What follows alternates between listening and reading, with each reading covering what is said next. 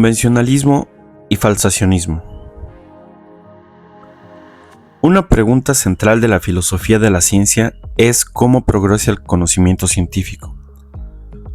La ciencia avanza acumulando datos, corrigiendo errores, reemplazando teorías o construyendo acuerdos entre especialistas.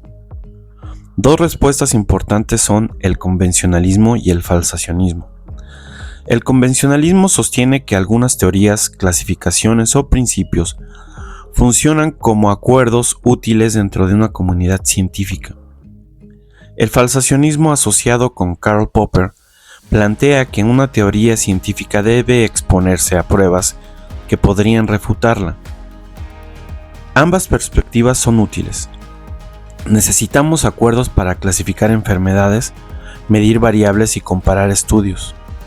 Pero también necesitamos crítica permanente para revisar esos acuerdos cuando la evidencia cambia.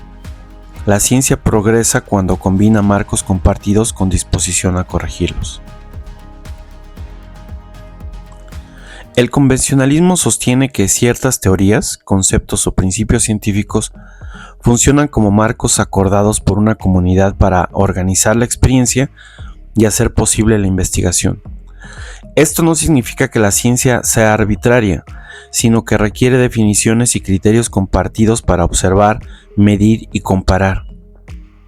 Esto se ve en diagnósticos como hipertensión, diabetes, obesidad o depresión, que dependen de criterios definidos como cifras, síntomas, duración, deterioro funcional o indicadores clínicos.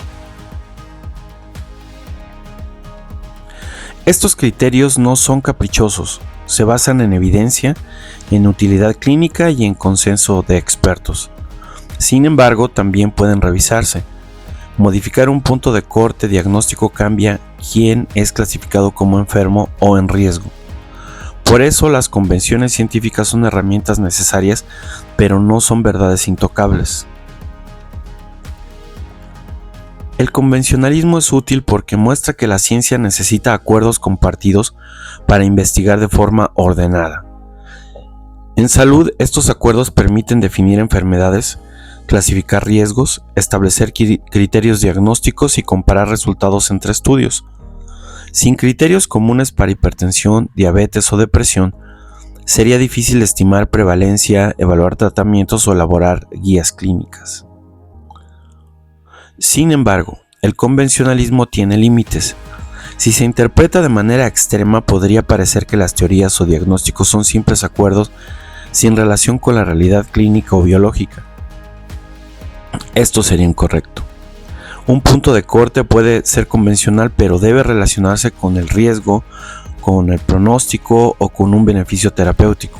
Además, las convenciones pueden volverse dogmáticas si no se revisan.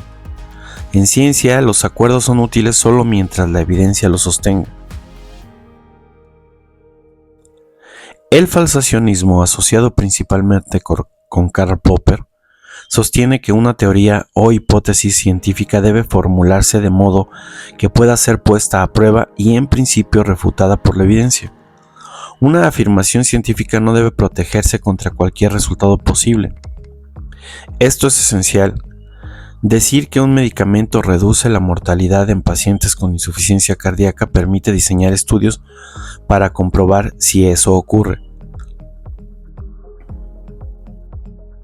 Si los datos no muestran beneficio o evidencian daño, la hipótesis debe revisarse.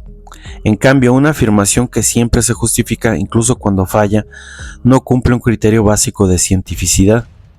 El falsacionismo ayuda a evitar el dogmatismo. Una teoría fuerte no es incuestionable, sino una que ha resistido pruebas exigentes. La refutación es importante porque permite identificar cuando una explicación, una hipótesis o la práctica no se sostiene frente a la evidencia. En lugar de buscar únicamente datos que confirmen lo que ya se cree, la ciencia pregunta qué resultado obligaría a modificar o abandonar una idea. En medicina esto es fundamental. Muchos tratamientos han parecido razonables por su explicación fisiológica o por el apoyo de expertos, pero estudios rigurosos han mostrado beneficios menores una ausencia de eficacia o incluso daño. La refutación permite corregir estas prácticas y proteger a los pacientes. Lo mismo ocurre con pruebas diagnósticas. Si generan muchos falsos positivos o negativos, debe revisarse su utilidad. Refutar no es fracasar, es una forma de depurar los errores y mejorar el conocimiento científico. El falsacionismo tiene aplicación directa en ciencias de la salud porque exige formular afirmaciones evaluables. Una intervención, una prueba diagnóstica o una explicación sobre una enfermedad no debe aceptarse solo porque parezca razonable. Debe exponerse a estudios capaces de mostrar si funciona, si falla o si requiere alguna modificación. Si se afirma que un tratamiento reduce las complicaciones de diabetes, debe medirse los desenlaces como hemoglobina glicosilada, el daño renal, eventos cardiovasculares, hospitalizaciones o calidad de vida. Si una prueba diagnóstica es innovadora, debe compararse contra un estándar adecuado para estimar falsos positivos y falsos negativos. En salud pública, los programas de tamizaje, la vacunación o la educación deben evaluarse con datos reales. Aplicar estos enfoques significa aceptar que las ideas clínicas deben poder fallar ante la evidencia.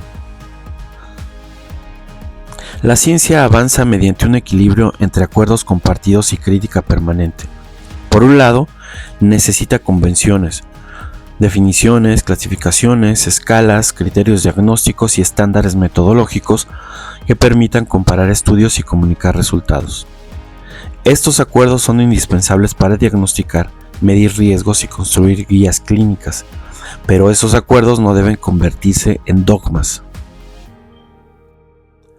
Si nueva evidencia muestra que un criterio diagnóstico no predice adecuadamente las complicaciones o que un tratamiento tiene más riesgos que beneficios, la práctica debe corregirse. El convencionalismo y el falsacionismo se complementan. El primero muestra que la ciencia necesita marcos comunes. El segundo exige que esos marcos sean evaluables y revisables.